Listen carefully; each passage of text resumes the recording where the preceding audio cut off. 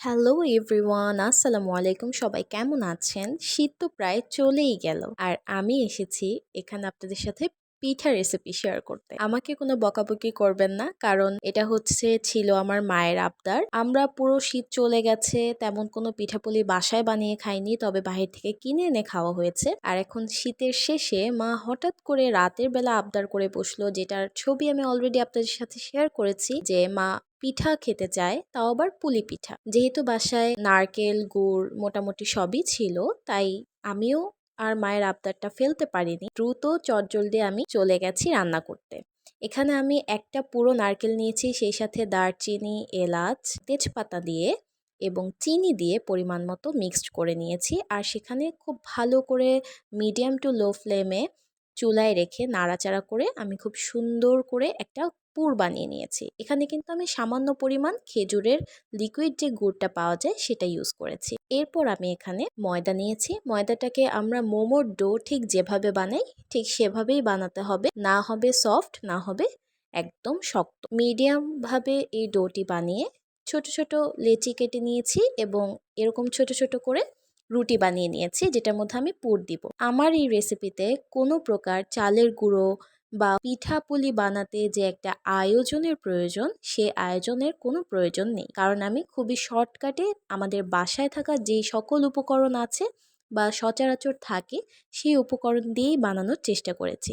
যেহেতু আবদারটা হুট করেছিল, তাই আপনাদের সাথে এভাবেই ভিডিওটা আমি শেয়ার করছি। আর আপনারা তো সবাই জানেন আমার ভিডিও আমি একাই করি এবং আমার ভিডিও কোয়ালিটি থেকে শুরু করে ভিডিও করার যে ধরন সেটা দেখলেই বোঝা যায় যে এক হাতে করলে ঠিক কতটা অগোছালো হতে পারে। তারপরেও আমি আপনাদের সাথে ভিডিও শেয়ার করার চেষ্টা করি। কোনো ভুল ত্রুটি হয়ে থাকলে আপনারা অবশ্যই সেটা ক্ষমার দৃষ্টিতে দেখবেন আশা করি। যাই হোক, এখানে আমি কিন্তু কথা বলতে বলতে পুলি পিঠা বানিয়ে ফেলেছি। যেই পুলিগুলো দেখতে সুন্দর হয়েছে সেগুলো কিন্তু আমার ছোট বোন শেপ দিয়েছে, আর যেগুলো দেখতে একেবারেই মানচিত্রের মতো হয়েছে সেগুলো আমি শেপ দিয়েছি। আমি মোমোর শেপটা খুব ভালো দিতে পারি, বাট পুলির শেপটা দিতে পারি না। আর এখানে কিন্তু আমি আপনাদের সাথে শেয়ার করলাম যে আমি যেহেতু দুধ পুলিও বানিয়েছি একই সাথে, তো আমি স্টিম করে নিয়েছি। জাস্ট ছোট ছোট করে পুলি পিঠা বানিয়ে আমি একদম মোমোর মতো স্টিম করে নিয়েছি। আর যেগুলো ভাজার সেগুলো ভেজে নিয়েছি।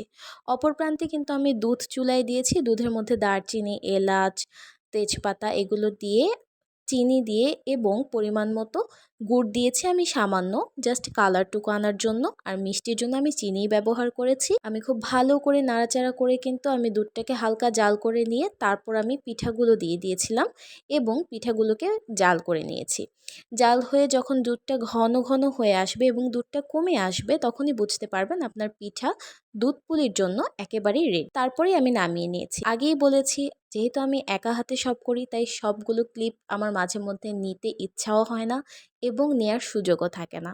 তাই আপনাদের সাথে হয়তোবা ডিটেইলসে রেসিপিগুলো শেয়ার করতে পারি না। তবে আমি চেষ্টা করব আমি খুব দ্রুত আমার ভিডিওর টুলসগুলো কিনে আপনাদের সাথে এক প্রপার ভিডিওগুলো শেয়ার করার জন্য। আশা করছি আপনাদের এই ভিডিওটি ভালো লেগেছে, এবং যদি আপনার ভিডিও ভালো লেগে থাকে তাহলে কিন্তু অবশ্যই আমার চ্যানেলটাকে সাবস্ক্রাইব করবেন যদি আপনি ইউটিউব চ্যানেল থেকে দেখে থাকেন। আর যদি আপনি ফেসবুক থেকে দেখে থাকেন অবশ্যই ফলো দিয়ে আমার পাশে থাকবেন। আর লাইক, কমেন্ট, শেয়ার করতে কিন্তু একদম ভুলবেন না।